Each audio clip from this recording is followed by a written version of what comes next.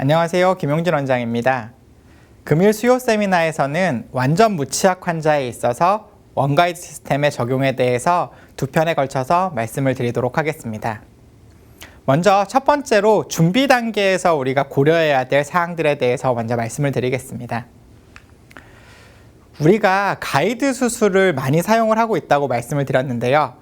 이전 시간에는 박정철 원장님께서 상악 전치부에 있어서 즉시 식립에 있어서 가이드의 임상적인 유용성에 대해서 말씀을 해주셨고 그 전편에서는 또 김진구 원장님께서 원 MS 시스템에 대해서도 말씀을 드렸습니다. 전치부에 있어서 디지털 가이드 수술의 장점은 충분히 이해를 하셨을 거라고 생각을 합니다. 우리가 이 디지털 가이드 수술이 조금 더 익숙해지고 나면 또 도전해보고 싶고 많은 우리가 임상적인 유용성을 얻을 수 있는 부위가 바로 완전 무치약 환자라고 생각을 합니다. 그러면 우리가 이 완전 무치약 환자에 있어서 이 디지털 가이드 수술이 가지는 장점을 몇 가지 먼저 말씀드리도록 하겠습니다. 표에 보시는 것처럼 4가지 정도 이유가 있는데요. 첫 번째로 우리가 버추얼한 오퍼레이티브 플래닝이 가능하다는 거죠. 우리가 건물을 지을 때 먼저 도면을 그리는 것처럼, 즉 청사진에 대해서 우리가 얻을 수 있다는 겁니다. 이런 환자들에게 있어서 최종 보철을 이렇게 디자인을 하고 임플란트가 여기에 식립되면 좋겠구나라고 하는 청사진을 얻을 수 있다는 거죠. 표면에 대한 스캔 데이터와 CT 데이터를 정합을 하고 나서 먼저 보철적인 디자인을 한다고 말씀을 드렸잖아요. 이게 바로 디지털 가이드 수술의 워크플로우의 첫 번째 단계가 되겠는데요. 그 단계를 지나고 나면 보철 디자인을 해볼 수가 있고, 그로 인해서 이 환자에게 최종으로 딜리버리가 될 최종 보철물의 형태들을 우리가 얻어볼 수가 있겠죠. 그런 다음에 아이디어란 위치에 임플란트를 식립할 수가 있게 된다고 말씀을 드렸습니다. 완전 무치약 환자에게 있어서는 최종 치료 결과를 예측하기가 생각보다 어렵습니다. 어떤 형태의 크라운이 만들어질지, 또한 전체 환자의 크라운의 길이가 얼마나 될지, 이런 것들을 미리 얻어볼 수 있다는 것이 장점이라고 생각을 합니다. 두 번째로는 최소 침습적인 수술이 가능하다는 거죠. 우리가 완전 무치약 환자에 있어서, 즉 풀마우스로 임플란트를 식립할 때는 기존에라면 큰 수술이었죠. 플랩을 크게 열고 필요하면 사이너스 수술도 하고 전치부에 GBR도 하고. 하지만 우리가 사전 플래닝을 통해서 플랩을 굳이 열지 않아야 될 부위에는 플랩미스 수술을 할 수도 있겠죠. 그리고 임플란트의 위치나 이런 각도들을 변경을 하면서 어떤 GBR이나 어떤 부가적인 사이너스 수술들을 최소화할 수도 있을 거고요. 그래서 최소 침습적인 수술이 가능해지게 되겠습니다. 물론 소수치아의 임플란트를 할 때는 당연하겠지만 완전 무치약 환자에 있어서도 이런 경우를 얻을 수가 있습니다. 이전에 우리가 디지털 가이드 수술을 적용하지 않을 때는 플랩미스 수술은 블라인드 수술이라고 생각을 해서 저는 썩 선호하지는 않았습니다.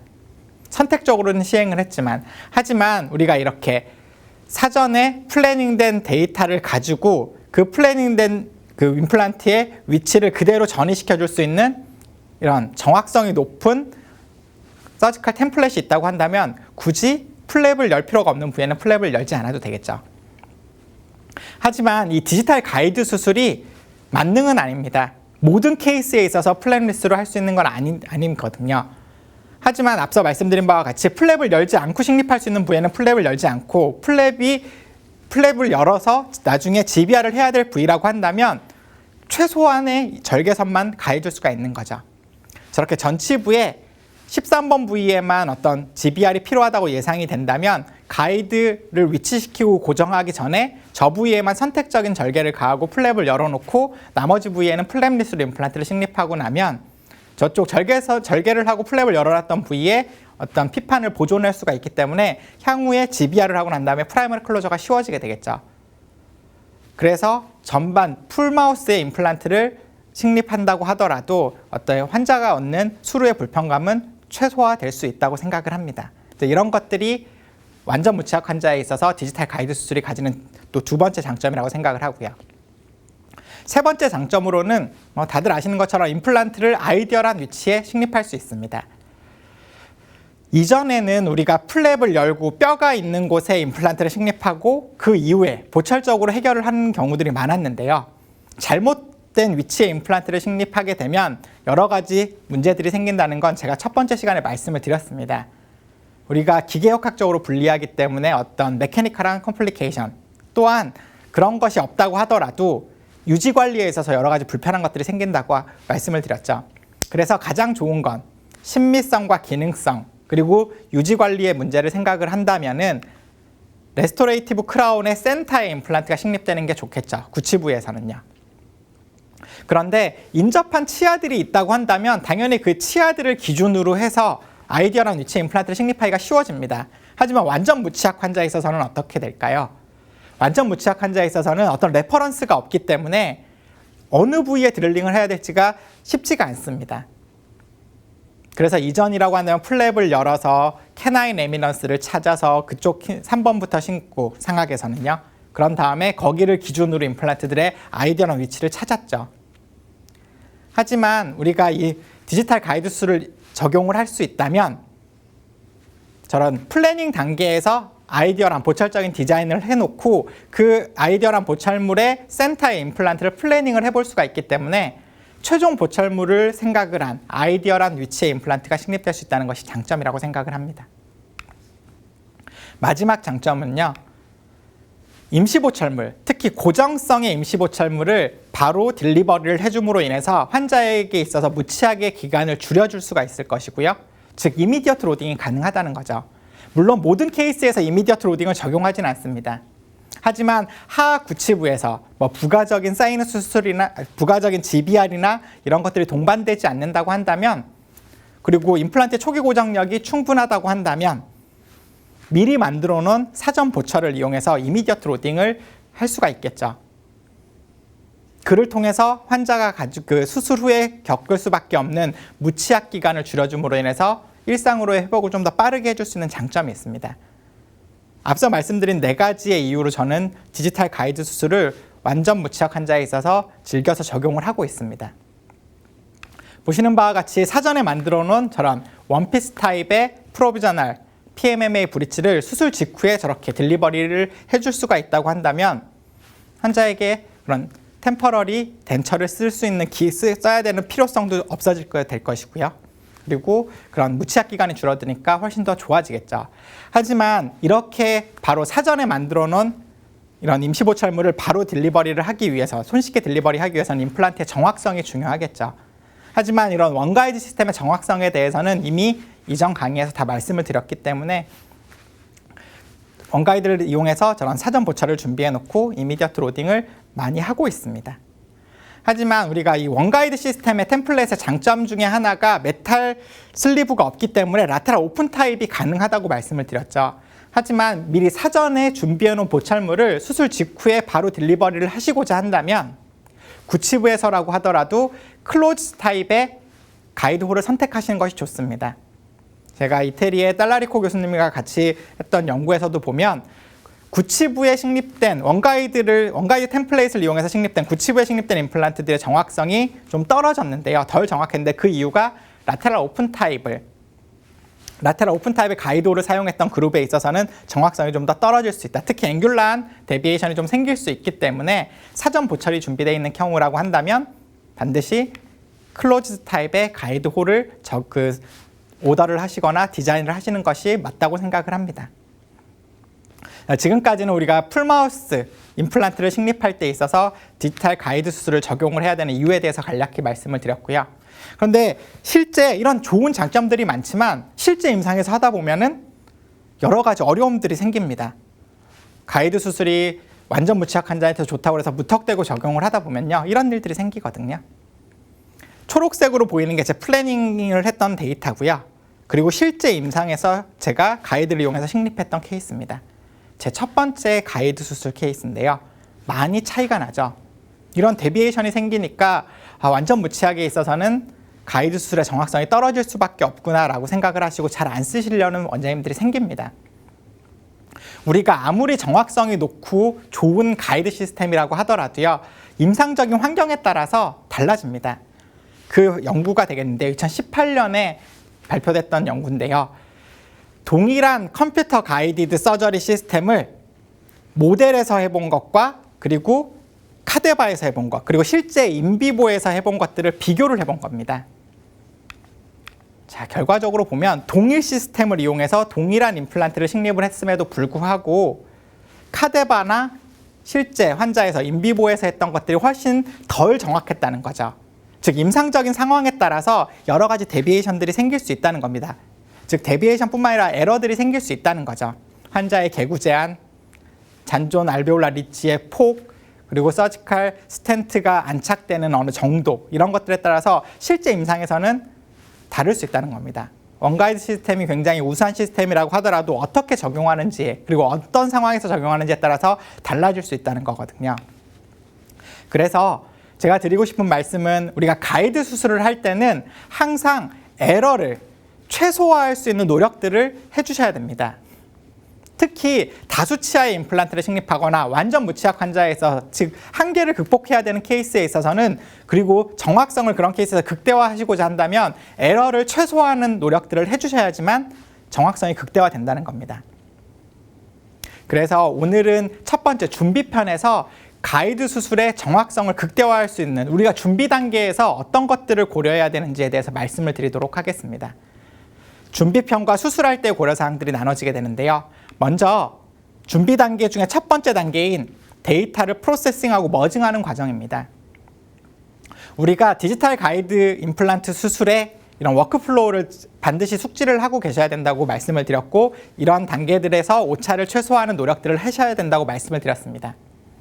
대부분의 유치약 환자들에 있어서는 오차가 생길 가능성이 굉장히 적습니다. 준비하는 단계에서는요. 하지만 완전 무치약 환자에 있어서는 오차가 생길 가능성들이 많아집니다. 첫 번째로 CT를 찍을 때부터 문제가 생길 수가 있는데요.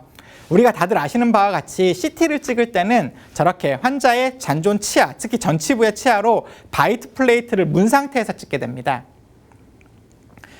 상악 전치부에 치아가 있는 환자들은 바이트 플레이트를 단단하게 견고하게 물 수가 있기 때문에 턱의 움직임이 최소화되겠죠.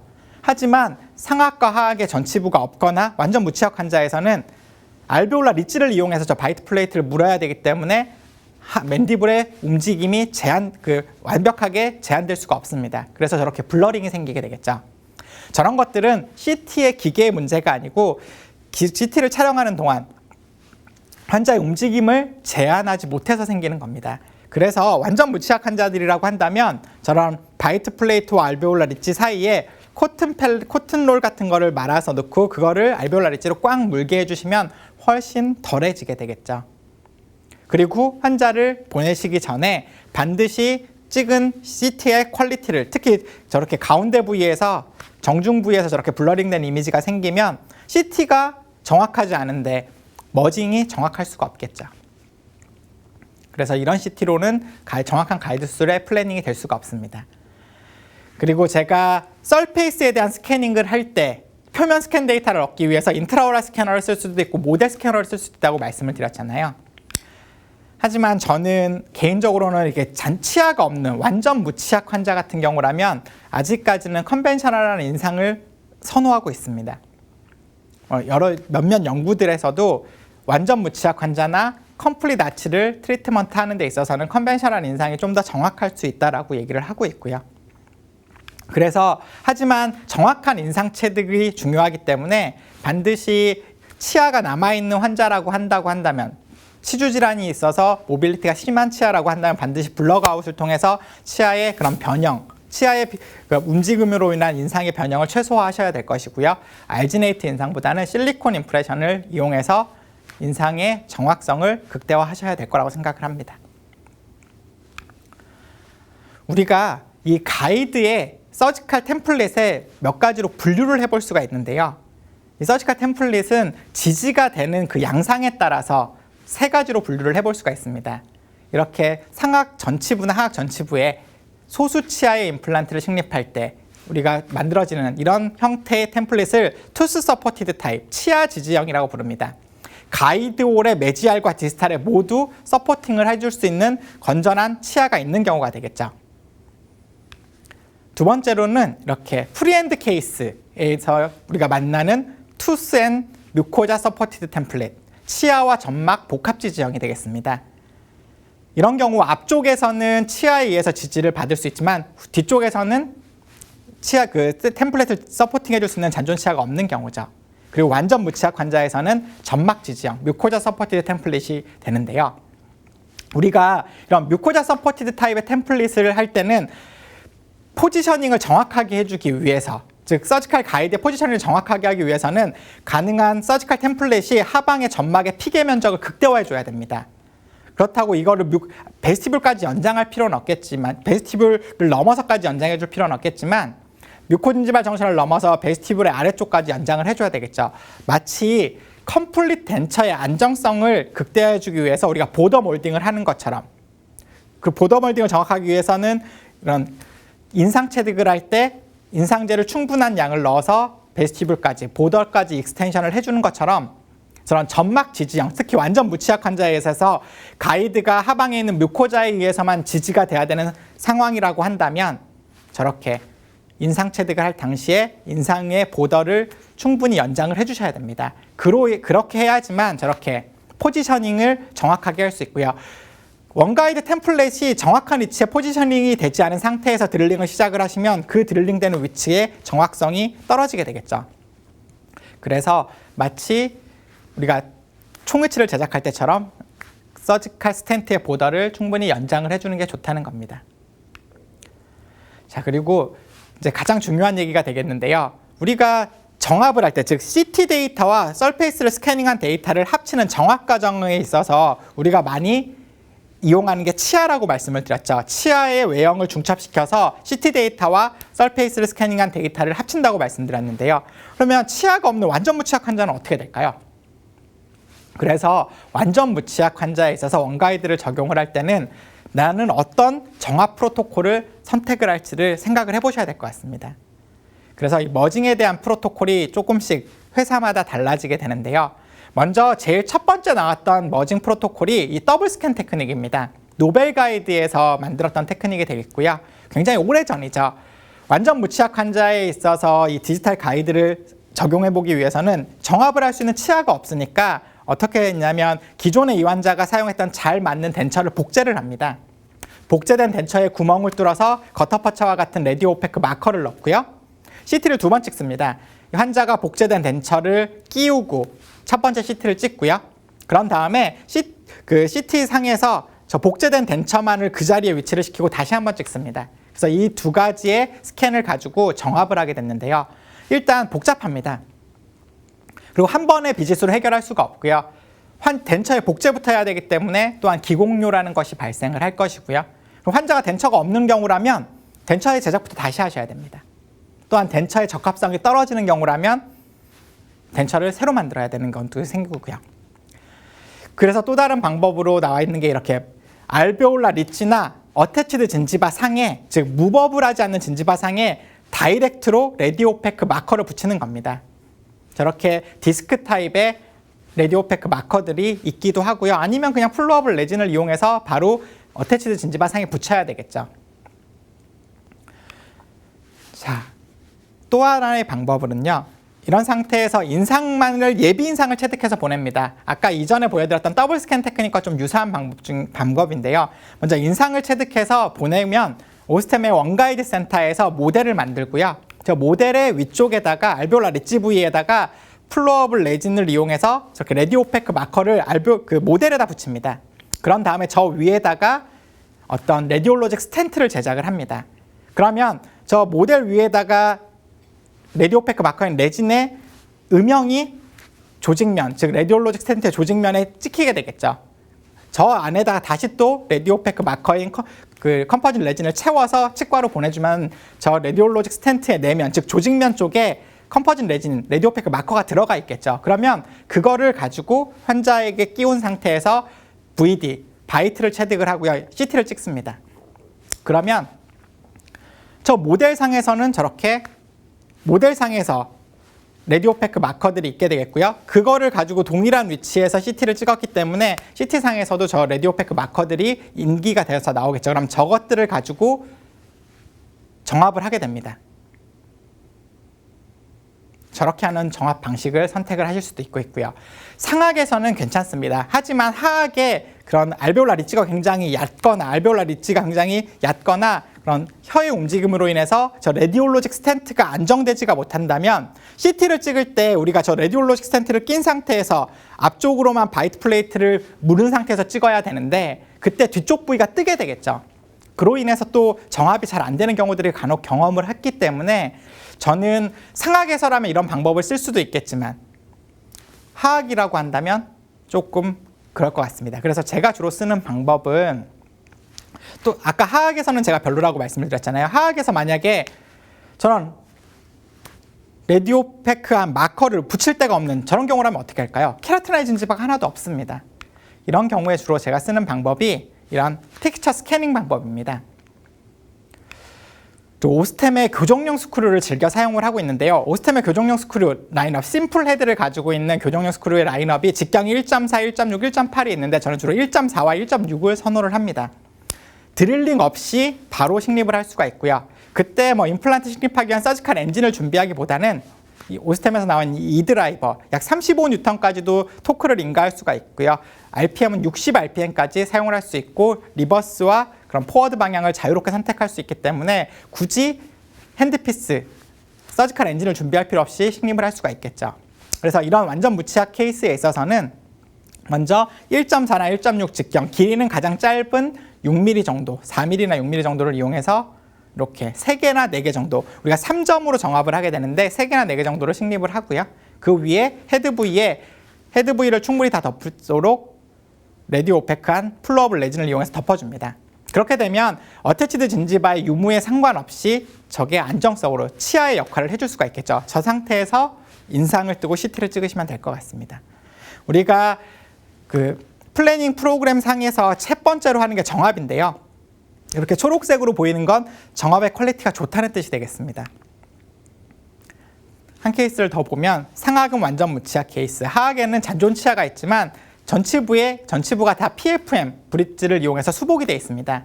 우리가 메탈의 아티팩트들이 생길 거기 때문에 저런 경우라고 한다면 저 하악에 잔존하고 있는 치아들만을 가지고 정합하기는 좀 불량할 거라고 생각을 했습니다. 그래서 상하에 4개, 하악에 4개의 교정용 스크류를 식립을 하고요. 그리고 그 위에 플로어블 레진을 이용해서 레디오페크 마커를 만들어주고요. 그런 상태에서 먼저 CT를 찍습니다. 인상을 먼저 뜨시게 되면은 인상을 뜨다가 저 레디오페크 마커가 떨어지게 되면 다시 붙이고 다시 인상 떠야 되거든요. 그러니까 저 때는 반드시 CT를 먼저 찍고요. 조심스럽게. 그런 상태에서 인상을 체득을 합니다. 그런 다음에 보내게 되면 저렇게 보시는 것처럼 머징의 퀄리티가 굉장히 우수합니다.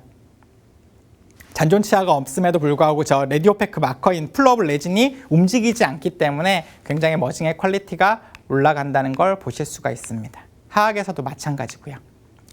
자, 그리고 마지막으로 서지컬 가이드를 만들면서도 에러들이 생길 수 있게 되는데요. 이거는 원장님들께서 걱정하실 필요가 없을 것 같아요.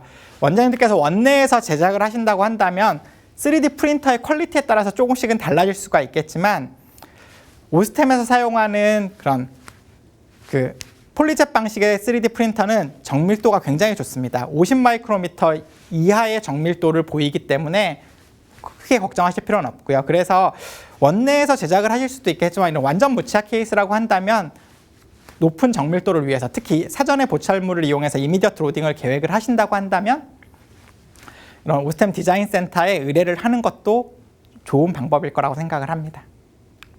자, 지금까지는 우리가 준비 단계에서 완전 무치약 환자에 있어서 원가이드 시스템을 적용하기 위해서 준비 단계에서 어떤 것들을 고려를 해야 되는지에 대해서 말씀을 드렸고요. 다음 시간에는 실제 수술할 때 우리가 뭘 고려해야 되는지 말씀드리도록 하겠습니다. 감사합니다.